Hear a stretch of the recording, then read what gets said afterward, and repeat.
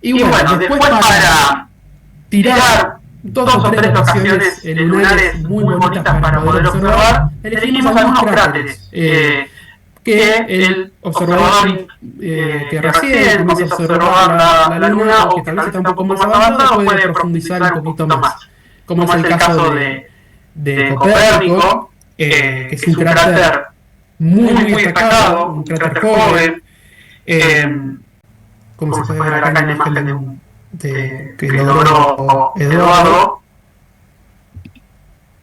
Esto que mencionaba hace un rato Alberto y Eduardo, de que hay algunos paisajes, más allá del cráter Copérnico, que se pierden, como en el caso de los domos, si se puede ver la imagen, en esta zona, como con un grado diferente de iluminación se empiezan a perder, ¿sí? Cerca del cráter Copérnico. Cuando uno habla de 93 kilómetros de diámetro, es realmente un cráter monstruoso, ¿sí? Si uno se lo pone a comparar 93 kilómetros, tal vez con la distancia, no sé, de una ciudad a otra o de un paraje a otro, si lo traduce en la Tierra se da cuenta del tamaño real que tiene el cráter. ¿Edu, querés decir algo? Sí, no solamente los cráteres, o sea, digamos, justamente como comentaba Alberto al principio, el tema de la falta de atmósfera lunar nos permite ver todos esos detalles precisamente, inclusive si vos mirás, por ejemplo, las cadenas montañosas, acá tenemos los Cárpatos y tenemos el principio de los Apeninos, a la izquierda de la imagen, y podemos estar comparando alturas y uno se da cuenta que son montañas realmente muy interesantes. Los Apeninos creo que son de las más altas, 5.400 metros, una cosa así. De hecho, ya Galileo, ¿sí? En 1609, 1610, comenzó a trabajar a través de la triangulación de las sombras, haciendo geometría simplemente, ¿no? Comenzó a tratar de ver, de calcular cuál era la altura de esos picos o de las montañas. Así que, digamos que la selenografía o el estudio, digamos, de la morfología lunar tiene ya muchos años, varias centurias, por lo menos 400, ¿no es cierto? O sea, y no ha perdido, digamos, vigencia. Así que bueno, sí, y obviamente después, bueno, esta imagen también es preciosa, esta tuya que hiciste con el reflector 200, ¿sí? Cómo se ven todos esos detalles, bueno, la animación está bárbara, parece un lanzamiento, digamos, de las Apolo volviendo al módulo de mando, ¿no? Porque de hecho miran también. Está muy linda esa imagen. Muy bien. Así que, bueno, es un... Todo se manda la percepción, ¿no? De hecho, uno también, para dar una charla así, uno tendría que dar casi un curso, pero todo ese manto de sección tiene una dinámica, tiene un estudio físico, digamos, de cómo son los impactos, digamos, no de los meteoritos, estos ya son piedras grandes, estamos hablando de asteroides que han golpeado en alguna época, en este caso reciente lunarmente hablando, es hablar alrededor de 1.100 millones de años, digamos, la era copernicana hasta la actualidad, y uno ve todo ese material que salió, digamos, eyectado de la superficie lunar y que además, bueno, tiene una importancia geológica enorme porque está exponiendo material que estaba por debajo, digamos, del cráter. Así que, digamos, el estudio de la Luna no solamente uno lo ve desde el punto de vista visual, uno hoy por hoy con la tecnología, digamos, de poder observar en diferentes longitudes de onda, hacer estudios geoquímicos a distancia, y ni hablar cuando digamos, uno puede tener material, digamos, propiamente de la Luna, como fue en la época de la era de la Apolo, que han traído rocas lunares. Uno puede obtener un montón de información sobre la composición de los suelos y, digamos, las edades geológicas de cada pedacito de la Luna, si uno quiere, ¿no? Así que da para estudiar muchísimo.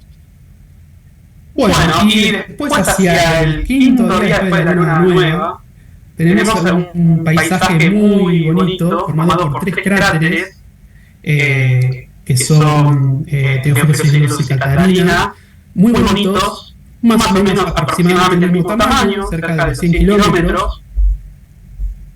Bueno, esta imagen fue obtenida con un telescopio 8400. Esto también sirve como para referenciar un poco, Alberto, de lo que se puede lograr con telescopios chiquitos. Esto es una de las primeras fotografías que hice con cámara digital y un telescopio de 60 milímetros de apertura. Los cráteres, aunque tienen muchísimo cromatismo en la imagen, pues se puede ver el refractor, obviamente era de otra apertura y un modelo mucho más básico, pero se podía obtener muy buena calidad de imagen en cuanto al centro de la imagen. Yo estaba particularmente interesado en esos 3 cráteres. Son uno de los primeros paisajes que a mí realmente me impactaron. No, si ahora hiciéramos zoom sobre la imagen, digamos, en la zona del terminador, vas a empezar a ver detalle, digamos, o sea, detalles que servirían geológicamente. Por ejemplo, digamos, ahí se alcanza a ver, hay una donde vos estás marcando que es un dorsum, ajá, y si incluso si ya esa zona me interesa siempre particularmente porque entre ese dorsum y los cráteres acá se ve como una línea muy tenue de brillo. El dorsum es lo que acaba de marcar, una línea de brillo que yo decía, que visualmente se ve como un segundo dorsum pero más bajito. Y yo decía, che, este no está, porque no está en el hay una herramienta fundamental, después lo podemos poner en la descripción del video, llamada LRO, Lunar Reconnaissance Orbiter Quick Map, que es increíble. Esa es otra cosa que tiene la Luna. Vos tenés una herramienta que es la que usan los científicos y que vos la podés usar, digamos, hay que saber usarla. Yo la sé usar muy poquito, pero tiene cuestiones, por ejemplo, tiene en este caso de esas pequeñas elevaciones, tiene un atlas, digamos, te dice, vos batás un botón, un layer, y te muestra cuáles son. Y yo veía uno que no aparecía ahí. Y yo decía, che, descubrí y es esa línea muy leve que está entre el dorsum y los cráteres, digamos, ¿no? Y bueno, resulta que, digamos, buscando, por eso esta cuestión de conservar las imágenes, buscando las imágenes que yo tenía de los amigos observadores, digamos, aparecía, algunas veces sí, otras veces no, de acuerdo a la observación. Y después, investigando, llegué a la conclusión de que eso en realidad, otra cuestión de lo que se ve y lo que no se ve. Nosotros tenemos, sí, un límite que va a ser difícil en este caso, lo que se veía era una zona montañosa que a veces se llegaba a ver por las sombras, que son como túmulos, digamos, ¿no? Esos son los restos del mare que se formó, que si no me equivoco, el mare Nectaris, este parece que es Nectaris, me parece. Sí, me parece, digamos. Pero cuando se formó el mar, eso como que expulsó material, y ese material sería como, digamos, montañitas, que nosotros, digamos, que en las fotografías aparecen como unificadas. Para nuestro ojo a veces aparece unificada. Yo a veces la veía, yo anoté en mi video de observación, parece como si se pudieran ver, las sombras podían verlas, que hubiera como un paisaje de rocas, que es imposible, digamos, pero la sombra era rara. A veces esta cuestión de ver indirectamente, muchas veces la sombra, y lo estamos viendo en el terminador, nos está indicando, por ejemplo, una elevación que a lo mejor no vemos. A veces podemos ver una sombra nada más y no alcanzamos a ver lo que la proyecta, digamos, ¿no? Y eso resulta que es eso. Después buscando encontré que se definía esa zona como, digamos, como uno de los casos, digamos, de esos residuos, digamos, ¿no? Que es como una zona podemos decir, de dunas o de túmulos, digamos, ¿no? Claro. Y ese caso se ve, yo viendo ahí, digamos, sabiendo, veo esa liñita, digamos. A lo que voy es que esa imagen, que a lo mejor un observador dice, bueno, como decía Esteban, digamos, yo la saqué y quería probar la cámara. Bueno, esa te puede servir, esa puede dar un detallecito que alguien más puede observar, y que es básicamente el aspecto simpático, digamos, de astronomía amateur, nuestro pequeño granito de arena que otro puede usar, que no siempre pasa en la vida, digamos, ¿no? Uno no siempre puede ayudar, digamos, ¿no? Y en este caso se puede dar. Sí. Y bueno, después para hacer un poquito la referencia de los tamaños, a veces de forma didáctica tratamos de comparar los tamaños con alguna referencia terrestre, para tener una idea vaga del tamaño. Hicimos este mapita para los que viven en la provincia de Buenos Aires o son de la Argentina y más o menos conocen o recorrieron la provincia. El tamaño de los 3 cráteres que son aproximadamente igual a 100 kilómetros, 104 en el caso de Catarina y Teófilos, más o menos podemos llegar a proyectar de que el perímetro de las murallas tienen el tamaño de la de San Borondón, más o menos para tener una idea. O, en el caso de Teófilos, la distancia entre Buenos Aires y Chascomús. Para tener una comprensión de los tamaños, ¿sí? Que a veces, si no tenemos una referencia, realmente no sabemos lo que estamos observando, ¿sí? Ya partiendo de esa base de datos. Está bueno hacer a veces esta comparación, porque a veces uno habla de kilómetros y realmente no proyecta en su mente el tamaño real del cráter en lo que sería la geografía, por ejemplo, nuestra, ¿sí? En nuestro espacio, en nuestro territorio, para poder comprender los tamaños de estos cráteres que son monumentales y muy bien conservados realmente. Es como es como una pequeña pesita de museo, porque si ustedes pueden ver en la imagen de la derecha, bueno, no se puede ver tanto por el tema de la sombra, pero sí se ve que en el de arriba, Teófilos, se ve un puntito brillante que es la montaña. Todos los cráteres más recientes tienen elevación central, digamos, que es un rebote, digamos, por decirlo de alguna manera, que generó el impacto. Eso se va borrando con la erosión de lo que sería el clima espacial, la radiación, básicamente la radiación y el impacto de otros meteoritos. Cyrillus es un poco más, es más antiguo y tiene las montañas, pero que están muy desgastadas, mientras que Catarina, que es la más el cráter más viejo, no tiene nada. Digamos, eso también es un punto interesante que se dio por casualidad, parece hecho para nosotros, ¿no?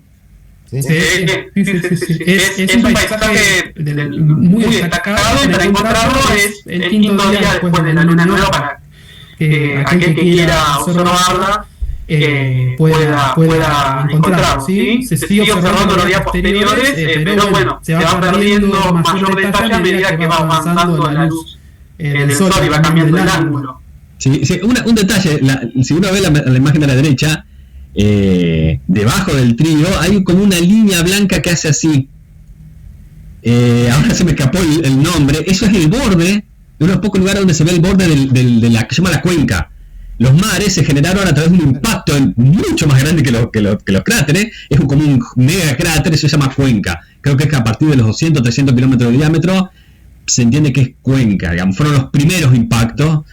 Después, esos impactos, como en el caso del Mare Nectaris, cuando hubo geología activa en la Luna, hace 3.000 millones de años, una cosa así, se llenaron de lava. Y eso es uno de los pocos lugares donde se ve el borde, creo que es el borde externo, porque se tiende a hacer como anillos, como si fueran los anillos cuando uno tiene una piedra en el agua y que se van haciendo, tiene distintos anillos interiores, y esa creo que es el anillo exterior de la cuenca Nectaris, digamos, ¿no? Es algo que no se ve. El otro lugar creo que se ve tan bien, digamos, porque eso ha sido borrado por los numerosos impactos. O sea, hay una sola cuenca perfecta, pero nosotros no alcanzamos a ver bien, que es la cuenca oriental, porque está medio del lado de la cara oscura, ¿no? Pero el otro que vamos a ver a continuación, los montes Apeninos, digamos, ¿no? Ese también es el borde de una cuenca. Un detalle último, abordando un poco lo que decía Alberto antes, si uno presta atención en las murallas y en las sombras, a veces da el indicio de cómo son las formas de la muralla. Sí. Entonces, lo que uno no ve mediante digamos, la estructura principal, lo puede llegar a ver en la sombra.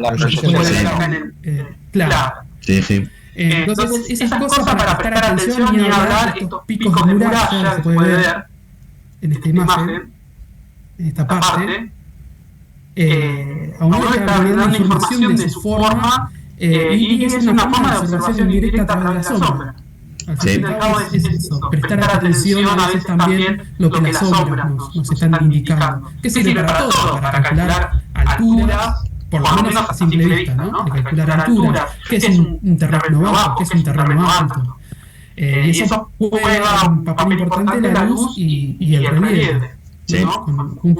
En conjunto con las sombras. Sí, sí. Bueno, tampoco los detalles que uno puede obtener, lo que estamos hablando anteriormente, la referencia de los kilómetros, eso es totalmente aconsejable para aquel que quiera adentrarse en la observación lunar, tener los indicios, mínimamente los kilómetros que tienen los cráteres principales para tener una idea y una referencia de los tamaños. Bueno, y este es uno de los cráteres, creo, más hermosos que hay, por su detalle, por la cantidad de información que uno puede obtener de la parte interior del cráter. Sí, este es un cráter que, bueno, lo vamos a tener en Mare Humorum, o sea, ya pasado el primer cuarto, o sea, el cuarto creciente, más o menos 3 días, entre 3 y 4 días después del primer cuarto, podemos ver Mare Humorum, que es uno de esos mares, digamos, del lado oeste de la Luna, que es bastante conspicuo, ¿no? Porque los otros generalmente están como un poquito más escasos de definición en límites, me refiero, ¿no? En cambio, Mare Humorum se ve muy bien y digamos que uno lo puede localizar bien porque tiene varios cráteres interesantes, entre ellos el Gassendi, es un cráter, digamos, está debatible si es del periodo nectariano o preímbrico, pero digamos es un cráter muy interesante, 110 kilómetros, si mal no recuerdo, tiene en el borde se ve perfecto otro cráter de impacto que es más reciente, más joven, que es Gassendi A, y lo interesante de este cráter es que es un cráter inundado, ¿cierto? O sea, el basalto, la lava, digamos, de Mare Humorum penetró por él. Si se fijan, uno de los bordes está muy bajito, como que digamos la lava pudo penetrar dentro del cráter, y de hecho también tiene esos rills o fracturas dentro del cráter. Obviamente también tiene, como cráter complejo, tiene los picos centrales. Y lo interesante de este cráter también, aparte digamos de todas estas estructuras que estamos viendo, es que es un cráter, digamos, que los americanos llaman como que tiene un piso relativamente bajo, poco profundo, precisamente porque se inundó. Y uno de los datos que a veces uno mirando y estudiando ve es que la profundidad es de aproximadamente más o menos unos 1400 metros, ¿sí? Digamos, del borde del anillo hasta abajo en el suelo del cráter, y hay uno de los picos centrales que supera esa altura, está cerca de los 1500, lo cual significa que, digamos, si uno estuviera parado en el bordecito de Gassendi, podría llegar a ver por arriba, sobrepasando la altura de ese piquito. Así que sí, en realidad, a pesar de que se lo ve grande y profundo, no es tan profundo como otros, ¿sí? Pero justamente porque está inundado ese cráter. Claro, tuvo una alteración posterior, digamos, claro, sí. Incluso lo interesante también, antes que nos vayamos a otro lado, es que esa inundación produjo también las fracturas adentro, por eso también se les considera un cráter de suelo fracturado. Es como que el peso de la lava hace que se vean las fracturas que se pueden ver, que son concéntricas, sobre todo en la parte de abajo, y después hay una que une, de que se ve fácilmente, digamos, entre el pico central y la otra, digamos, y la concéntrica, hay una que es transversal. La concéntrica, sí. Y si uno se pone a pensar también para relacionar con estas cuestiones, porque como habíamos dicho antes también, la Luna va a estar mucho más de moda por el tema espacial, es que las futuras bases pueden estar de lunares, que sus naves podrían estar en lugares como como estas fracturas, que a veces digamos tienen fragmentos, digamos tienen partes que no están completamente expuestas, sino que conservan su techo, y es debajo de esos techos que se dan lo que se llaman los tubos de lava, que podrían ser los lugares para habitar subterráneamente la Luna. O sea que Gassendi tiene montones de detalles súper interesantes. Sí. Y un poco abonado a lo que comentaba recién Eduardo con respecto a las alturas de los picos, se puede ver en la primera imagen, que es parte de un video, donde uno puede percibir a simple vista de que la iluminación del sol llega a la misma altura que la muralla, ¿sí? Prácticamente. Prácticamente, exacto. se puede ver bien los picos iluminados, por lo menos dos, los dos más importantes. Bueno, también para comentar un poco, la imagen esta es hecha con un maxoscope, un Cassegrain de 150 milímetros de apertura, una calidad de detalles impresionante realmente. Sí, cabe agregar que, por supuesto, más allá de, digamos que, bueno, más allá de la apertura de 150, es la terrible focal que tiene los 2K. Sí, te pegas, realmente. Lo cual te hace que vos penetres directamente adentro, digamos, de esos accidentes. Y por otro lado, siempre tenemos que recordar que a veces uno puede tirar esta imagen todas las noches en donde se ve a la Sentinel y capaz que una, de varias o de muchas, tenemos, digamos, las condiciones de cielo adecuadas como para que salga, digamos, esto es foto, esto no es video, ¿no? Como para que salga dentro de todo con una buena resolución, con una buena nitidez. Así que bueno, lo mismo pasa en visual, ¿no? Que a veces uno ve, digamos, sesión lunar, esas ondulaciones, la vibración de la imagen, producto de la atmósfera, ¿no? Obviamente la nuestra. Así que bueno, a veces uno tiene a veces suerte, hay que decirlo también. Uno a veces tiene suerte cuando encuentra una celda estanca, digamos, de la atmósfera y puede obtener una fotografía con un buen detalle, ¿no? Sí, y eso no todo es el telescopio, digamos. Claro, eso va abonado también a la cuestión de la resiliencia observacional, a veces lo hablamos así, de esa forma, de intentar una y otra vez, tal vez la noche parece despejada, la luna a simple vista parece que está muy bien, muy bonita para ser observada, parece estable el cielo, pero uno encuentra el techo o el límite cuando empieza a cambiar los oculares. En el caso de la observación visual, a medida que va aumentando la potencia del telescopio, se va dando cuenta que la imagen es como que en cierta forma se rompe.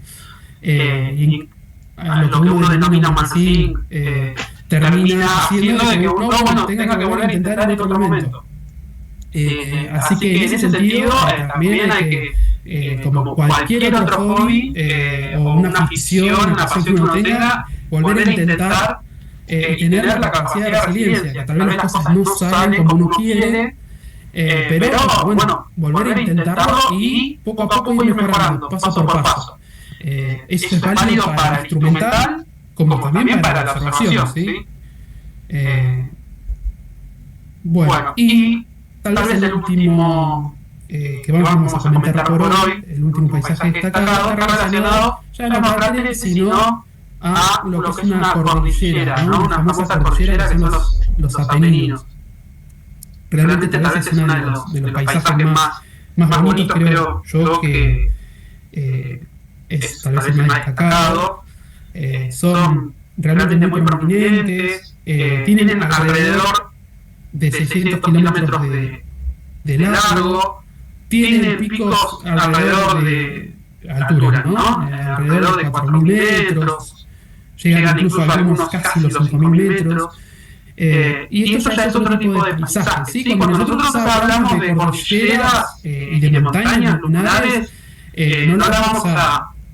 no vamos a complejizar demasiado, pero no nos referimos al mismo proceso de formación que las cordilleras en el caso de la Tierra, ¿sí? Están formadas por otros eventos relacionados a las distintas etapas de la Luna, ¿sí? Pero no nos imaginemos a una cordillera lunar y comparemos la misma mecánica que tuvo de su formación que la cordillera de los Andes, ¿sí? No tiene nada que ver con la cuestión de la tectónica de placas, ¿sí? A veces cuando escuchan cuando nosotros hablamos con las personas que estamos observando este paisaje, suelen relacionar la cordillera de las montañas lunares con procesos geológicos de la Tierra, pero son distintos, ¿sí? Realmente es un paisaje muy bonito, con muy pequeñas aperturas se puede observar muy bien. Y bueno, el detalle de la zona donde descendió el Apolo 15, ¿sí? Para empezar a tener algunas referencias, los sitios de alunizaje, está muy bueno también como ejercicio, tomar un mapa lunar y empezar a marcar, ir a buscar esas regiones donde descendieron los módulos, porque ya empieza a adquirir también otro grado de importancia, incluso las mismas imágenes de Apolo, ¿no? Cuando uno ya sabe dónde es la región donde descendieron, ¿sí? Cuando uno ve las imágenes del Apolo 15 y empieza a cruzar los datos de las fotos, de los videos que realizaron los astronautas con la región geográfica selenita, mejor dicho, particular, ahí empieza a adquirir otro grado de relevancia, ¿sí? De la imagen. Y el último, tal vez un cráter muy peculiar, es el caso del cráter Plato. Tal vez es uno de los cráteres más bonitos en mi caso, pero es también uno de los primeros que observé, que me llamaron la atención directamente por esa llanura interna que parece inundado, realmente está inundado de lava solidificada, y bueno, como mencionábamos anteriormente, también nos permite la sombra ver algunos detalles de la muralla, ¿sí? Si prestamos atención a la sombra, podemos ver algunos detalles más de esas murallas que tiene.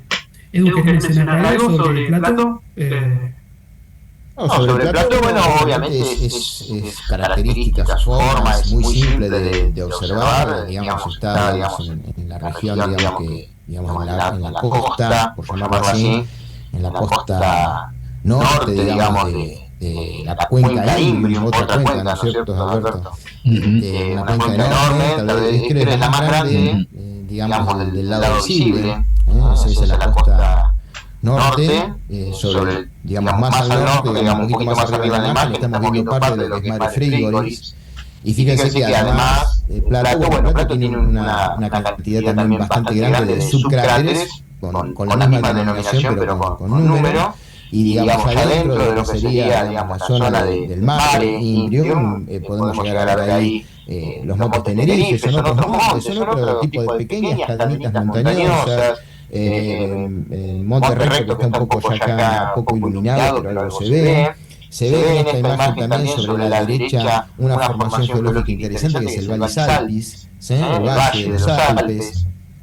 Es muy interesante, digamos. Plato es un cráter grande, está en alrededor de también 100 kilómetros, y digamos tiene unos fenómenos de iluminación muy bonitos a medida que va pasando, digamos, el amanecer lunar, como le va pegando, ¿no? Es muy interesante. Y también otra cosa interesante de contar es que digamos, muchas de las imágenes que estamos viendo nosotros, casi todas diría, son, digamos, imágenes de amaneceres lunares, ¿sí? No de atardeceres lunares, porque están sacados con lunas, digamos, que van desde el comienzo, digamos, del cuarto creciente hasta la luna llena.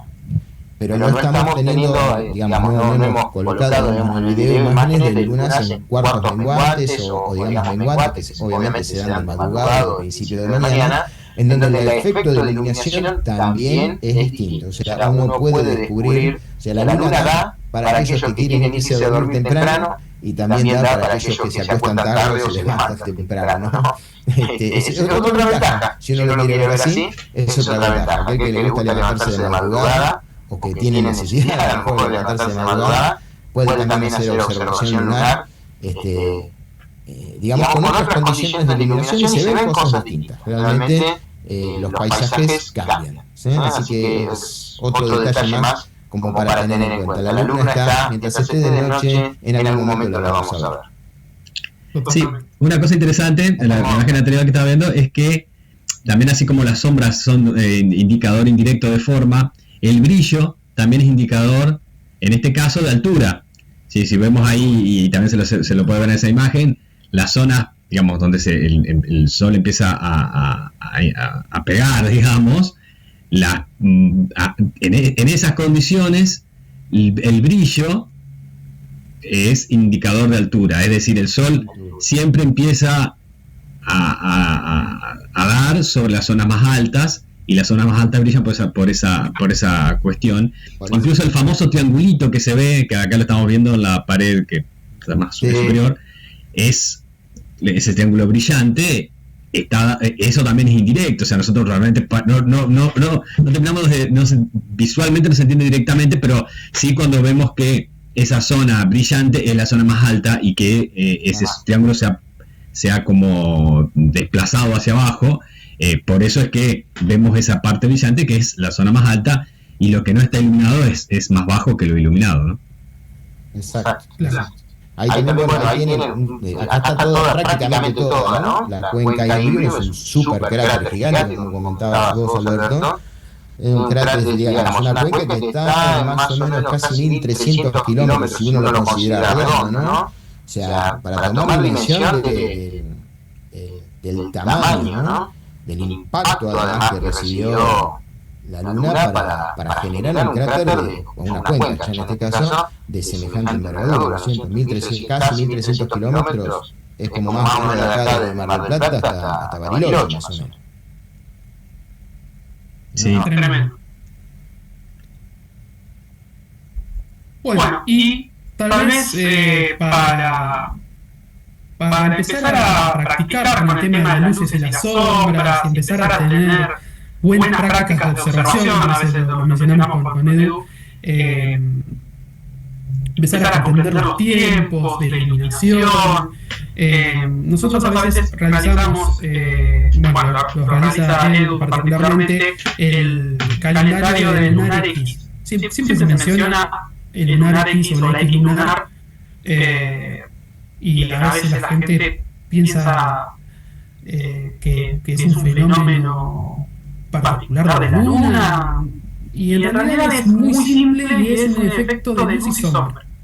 Un efecto visual, ¿sí? Relacionado justamente a las alturas de las murallas de los cráteres, ¿sí?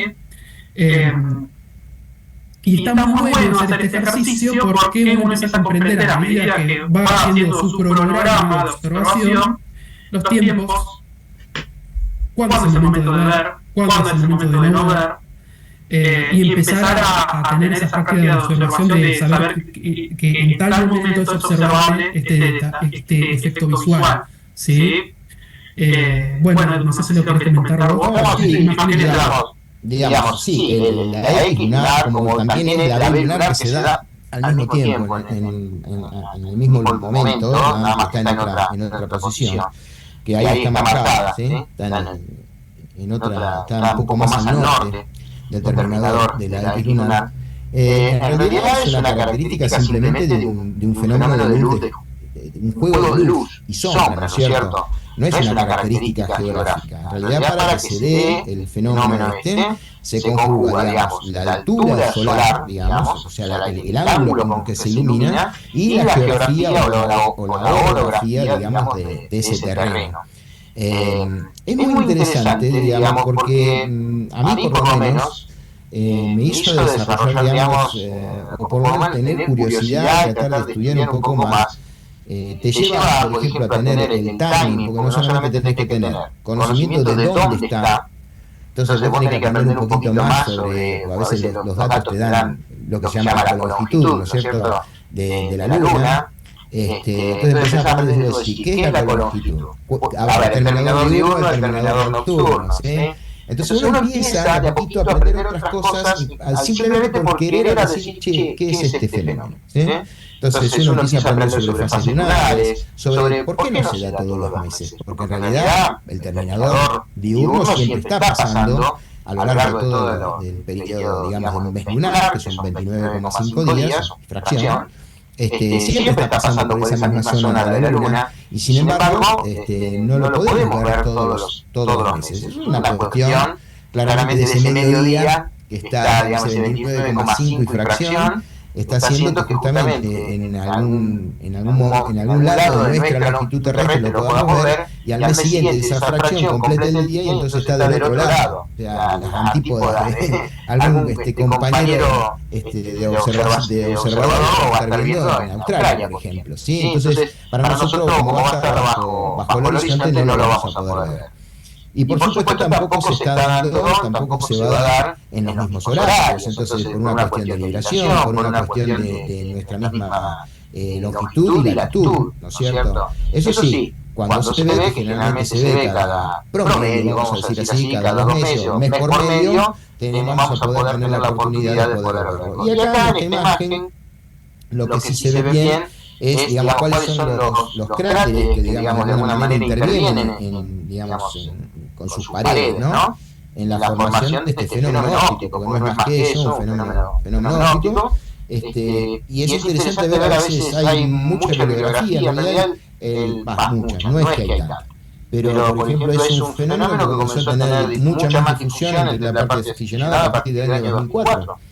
O sea, no es que es algo sumamente antiguo, simplemente que, bueno, el tema de las astrocámaras y la fotografía lunar se fue haciendo cada vez un poco más accesible al mundo amateur, y comenzaron a haber reportes de este fenómeno que en realidad se está viendo. Acá, bueno, esta ya es una imagen en donde ya el terminador está terminando de pasar, pero la X lunar se comienza a formar en un periodo de más o menos unas 4 horas. ¿Sí? Es recomendable comenzar a hacer la observación antes de que comience. Acá lo estamos viendo, por ejemplo, como digamos, en la imagen de la izquierda tenemos algunos cráteres que están en sombra. Por ejemplo, Bernard está justo arriba de la X, se ve solamente iluminado en una porción, y en la otra se ve que tiene mucha más iluminación, y el cráter que está arriba, que es Walter, mucho más grande, se le comienza a ver el pico central. O sea, esto acá ha ido pasando el terminador, han ido pasando las horas, y uno va viendo cómo, digamos, el fenómeno, a medida que va pasando y la luz se va haciendo cada vez más alta, el sol tiene más ángulo, ese fenómeno va a terminar desapareciendo, ¿sí?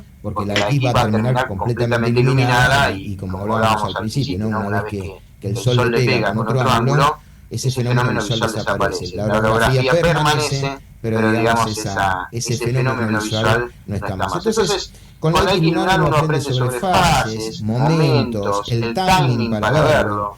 No siempre se ve, a veces se ve de tarde, a veces se ve más hacia la nochecita, depende. Eso son por una cuestión simplemente de la dinámica lunar y de la dinámica terrestre, ¿no? Recordemos siempre, como dijo Esteban al principio, que nosotros formamos un sistema Tierra-Luna, y bueno, los movimientos de cada uno, digamos, de alguna manera, están en combinación con nosotros, y no siempre se ve de la misma manera. A veces se ve más alargado, a veces se ve más con forma de X.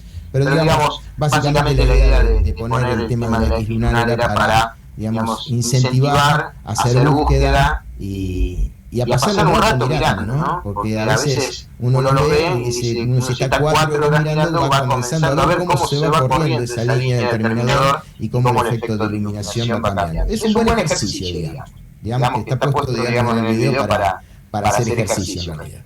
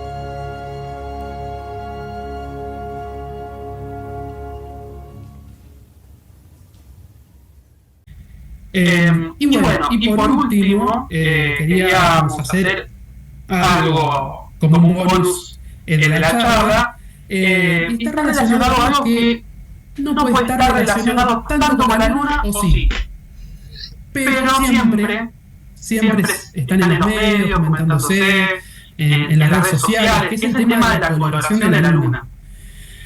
Es un tema que surge cada cierto tiempo.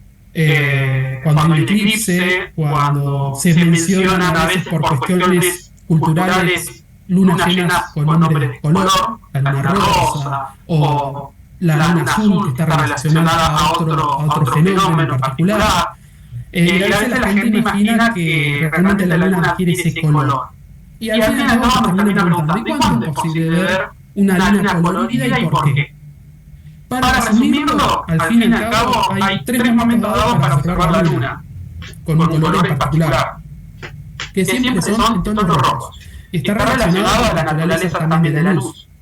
En primer lugar, acá en Mar del Plata, bueno, a veces hacemos fotografía o vamos a observarla, a observar la salida de la luna en el mar, donde la luna realmente tiene un color rojo, anaranjado o rojo, según cada salida de la luna. Cada salida de la luna es particular. Acá se puede ver en las imágenes 2 salidas distintas, tonos distintos del color que parece adquirir. Pero en realidad la naturaleza no está en la luna con respecto a la luz, sino en la atmósfera terrestre. Sí, eso está relacionado con la dispersión de la luz. No vamos a profundizar mucho en eso, pero bueno, sería el momento en donde la luna parece adquirir un color en particular y además parece que se deforma. Si uno presta atención en la imagen, la luna está ligeramente achatada.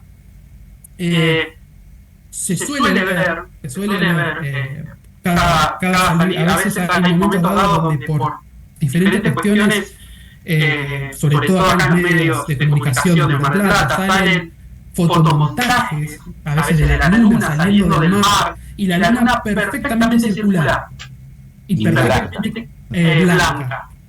Y eso es claramente un fotomontaje porque la naturaleza de la atmósfera terrestre no permite que la luna salga de forma tal como la vemos cuando está muy alta en el cielo.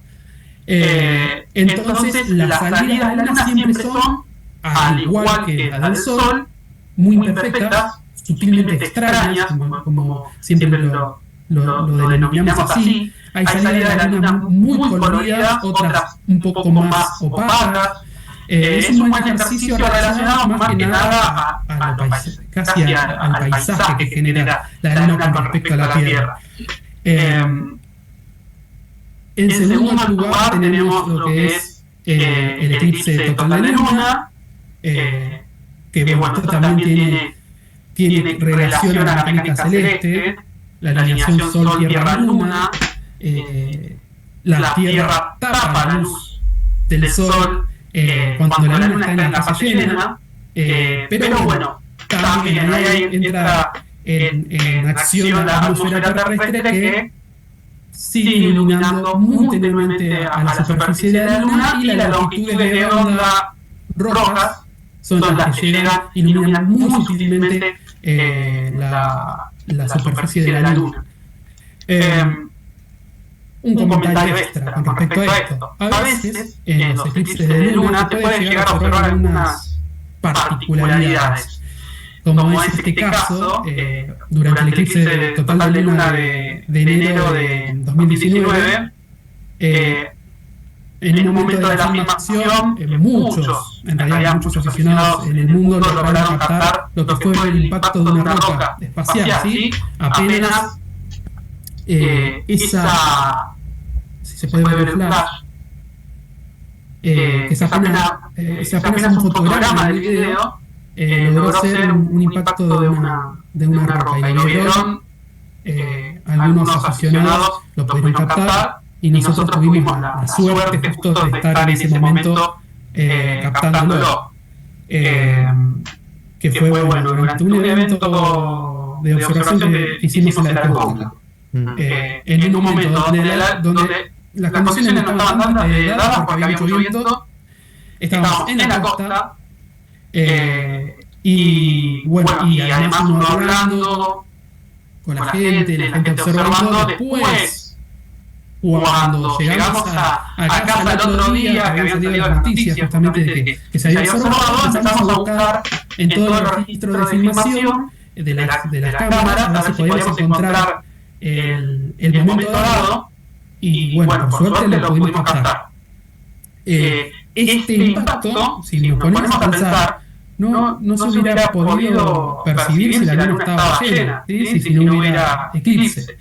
El beneficio en ese momento de poder percibirlo fue justamente que la luna estaba en la totalidad, ¿sí? Estaba en la totalidad de la sombra de la Tierra.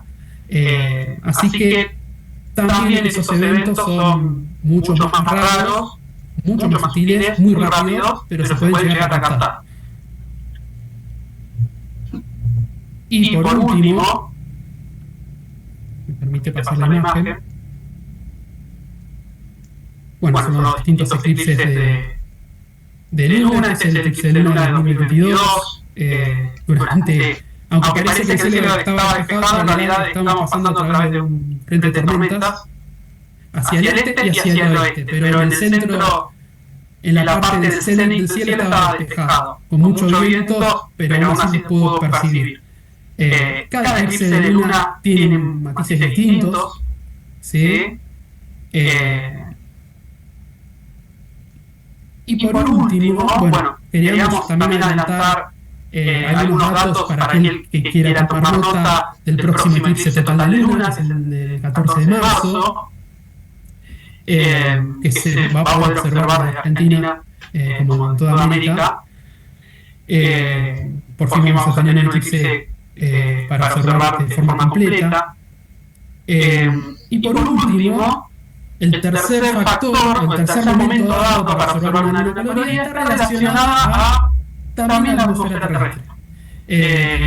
Pero en este momento dado es debido a partículas relacionadas al humo, a erupciones de volcanes, ¿sí? Como en esta imagen que fue realizada en mayo de 2008, donde las partículas de las cenizas del volcán Chaltén llegaron a Mar del Plata.